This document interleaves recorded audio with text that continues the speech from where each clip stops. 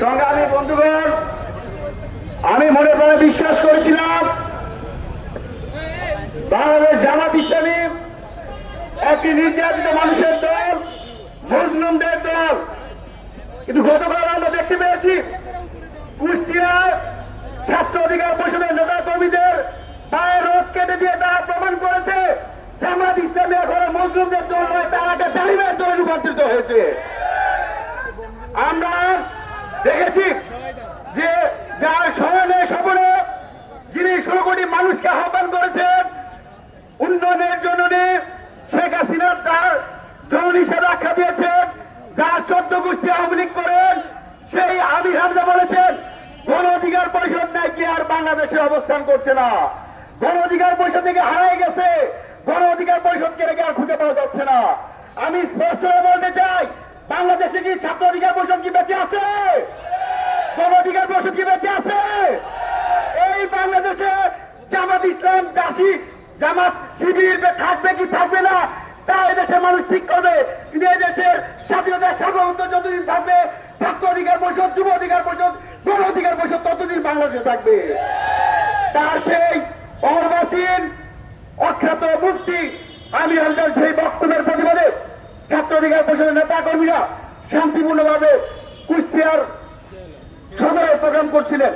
সেই প্রোগ্রামে আমির হামজা তার সাথে দেখা জামাত শিবিরের চেলাফেলা দিয়ে, গুন্ডাদের দিয়ে, লাঠি শুটার রামদা দিয়ে ছাত্র অধিকার পরিষদ সরকারি কুষ্টিয়া কলেজের সভাপতি সুহানকে তার নাকের হাড় ভেঙে দিয়েছে, তার হাত ভেঙে দিয়েছে।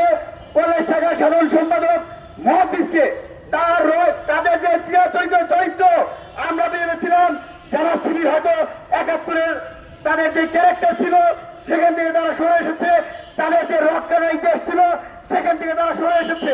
কিন্তু আমরা অত্যন্ত বৈতানের সাথে দেখতে পেলাম সেই মহাদিসকে তারা রক কাটার উদ্দেশ্যে তার পায়ের গোড়ালি কেটে দিয়েছে, 2টি রক কেটে দিয়েছে। বর্তমানে তার পায়ে 26টি সেলাই লেগেছে। আমরা ছাত্র অধিকার পরিষদের পক্ষ থেকে জামাত শিবিরের যে ঐতিহাসিক চরিত্র, সেই খুন খারাপি রক্ষাটা যদি এই অভ্যুত্থান পরবর্তী বাংলাদেশে তারা যদি অক্ষত রাখে, তাহলে দেশের সকল ছাত্র জনতা নিয়ে তাদেরকে প্রতিরোধ করে তোলা হবে। আমাদের বক্তব্য স্পষ্ট। আমরা দেখেছি মুফতি আমির হামজা একজন সংসদ সদস্য, তিনি বর্তমান সংসদের বিভিন্ন নারী যারা আছেন, সাংসদ আছেন, তাদের চরিত্র নিয়ে কথা বলছেন। নারী সাংসদের শারীরিক গঠন নিয়ে কাউকে বলা হচ্ছে তার বুড়ি বেড়ে গেছে, আরো অসৌজন্যমূলক আচরণ করছে। জাহাঙ্গীরনগর বিশ্ববিদ্যালয়ে বলা হয় সকালে নাকি সেখানে মদ দিয়ে কুলি করতে হয়। বিভিন্ন বিশ্ববিদ্যালয় নিয়ে তারা মাদকের আটকাখানা, ব্যবসাখানা বলে অভিষিত করা হয়। আমরা স্পষ্ট বলতে চাই, ছাত্র অধিকার পরিষদ মনে করে একজন আইন প্রণেতা এরকম একজন উন্মাদ পাগল হয়ে একজন আইন প্রণেতা বাংলাদেশে থাকতে পারে না। অনতি বিলম্বে সংসদ সদস্য হিসেবে মুফতি আমির হামজাকে তার এই জায়গা থেকে অব্যাহতি দিতে হবে। সর্বশেষ একটা কথা বলেই শেষ করবো, যদি এই বাংলাদেশের কোন বিশ্ববিদ্যালয় ক্যাম্পাস যারা কোথাও যদি ছাত্র অধিকার পরিষদের একজন কর্মীর পশ্চিমে আঘাত আসে, ছাত্র শিবিরের নাম নিশানা এই বাংলাদেশকে উৎখাত করা হবে। ধন্যবাদ।